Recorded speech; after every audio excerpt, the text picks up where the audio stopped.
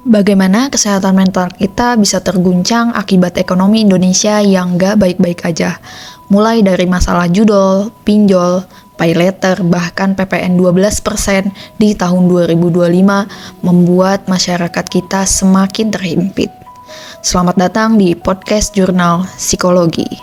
Saatnya menjaga kesehatan mental.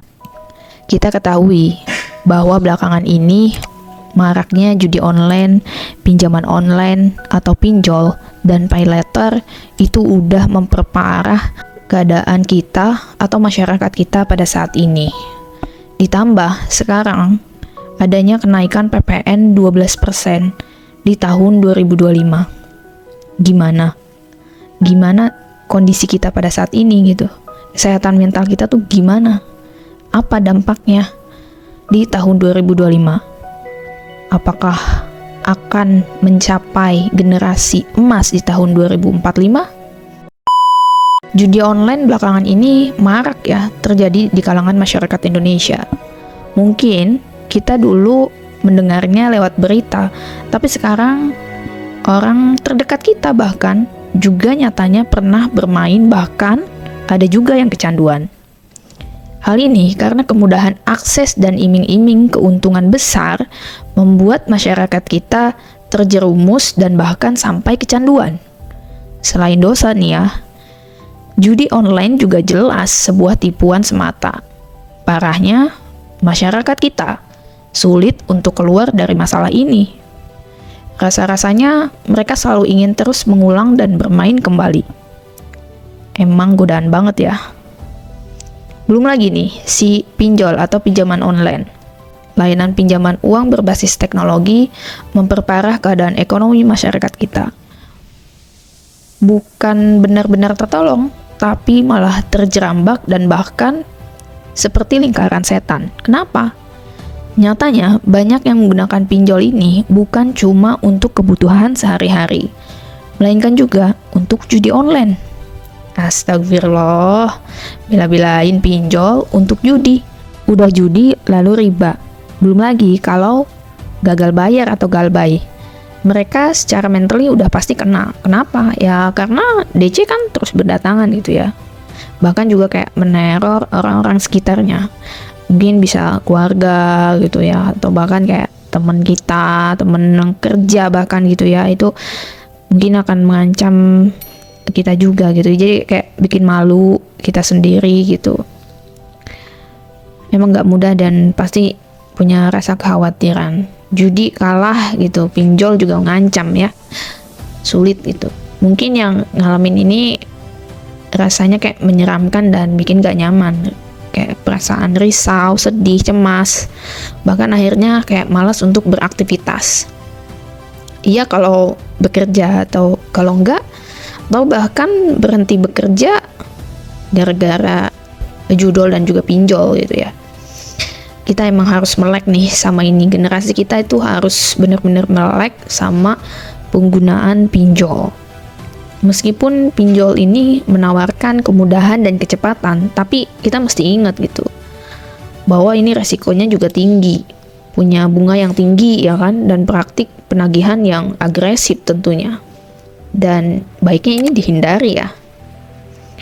Terus nih ya, pay later. Mungkin banyak yang ngira ini bikin kita kayak mudah membeli sesuatu dengan bayar nanti. Tapi faktanya ini juga bikin atau membuat kita itu mulai berpikir gampang ada pay later gitu ya. Gampang bisa nanti ada pay later. Jadi kayak tergoda sama lifestyle ya kan, di Instagram, di TikTok gitu. Banyak yang kayak menggunakan fashion yang bagus-bagus, selalu baju tuh harus selalu ganti gitu, harus HP juga ada keluaran terbaru ya kan, kayak iPhone gitu, itu mesti ngikutin gitu, harus upgrade. Akhirnya pay later gitu. Padahal kalau kita berproses tuh rasanya susah gitu ya, kayak buat menabung itu susah gitu, kayak di film Home Sweet Loan ya kan, itu dia ngumpulin uang tuh susah gitu, buat beli rumah sendiri itu susah gitu. Jadi berhentilah untuk berpikir bahwa pay later itu adalah penolong, atau gampang lah bisa gitu ada pay later. Jadi berhenti punya mindset seperti itu.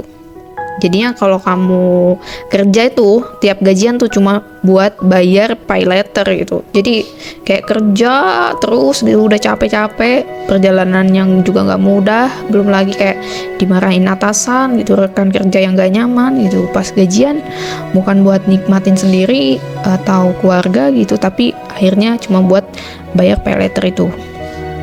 Dan akhirnya kamu juga nggak bisa nabung gitu, apalagi buat investasi, ya kan? Harus hati-hati nih ya penggunaan pay letter, meskipun ada baiknya tapi lebih baik dihindari. Udah berat dengan judol, pinjol, dan pay letter, sekarang ditambah PPN 12% berlaku di 2025. Pemerintah tolonglah, banyak kalangan kita yang udah miskin nih, terjerat pinjol, judol, dan pay letter. Sekarang kita harus dibebankan dengan PPN 12%. Apalagi kayak QRIS gitu kan, yang udah biasa gunain QRIS nggak pakai cash gitu, itu membebankan gitu kan pembayarannya ke konsumen, alias kita yang bayar ya. Ya meskipun itu nggak berlaku pada beras atau bahan pokok lainnya, tapi tetap aja ini kayak nambah berat bebannya kita gitu. Mungkin ada positifnya untuk program pemerintah ya kan, atau kayak melalui bantuan apa gitu kan, tetap aja ini tuh berat aja gitu, beban kita udah berat, udah banyak coy gitu. Ditambah PPN ini, oh my god. Tapi apakah bantuan itu juga akan mengena pada sasarannya? Kita nggak tahu. Ekonomi kita kan pada saat ini banyaknya ditopang oleh kaum menengah ya kan. Tapi nih ya, menurut data Bank Indonesia atau BI, tabungan masyarakat kita terutama di kalangan menengah menunjukkan tren yang menipis. Calon kelas menengah adalah kelompok sosial ekonomi terbesar di Indonesia. Pada periode 2019 sampai 2024, jumlahnya bertambah 8,65 juta hingga menyentuh 137,5 juta orang, atau setara 49,2% dari total populasi. Kelompok terbesar kedua adalah kelompok rentan miskin dengan pengeluaran 582.000 hingga 874.000 per bulan. Selama 5 tahun terakhir, jumlah warga rentan miskin bertambah 12,72 juta orang per 2024. Angkanya mencapai 67,69 juta atau 24,23% dari total populasi. Di saat jumlah warga calon kelas menengah dan rentan miskin terus bertambah, penduduk kelas menengah justru kian menyusut.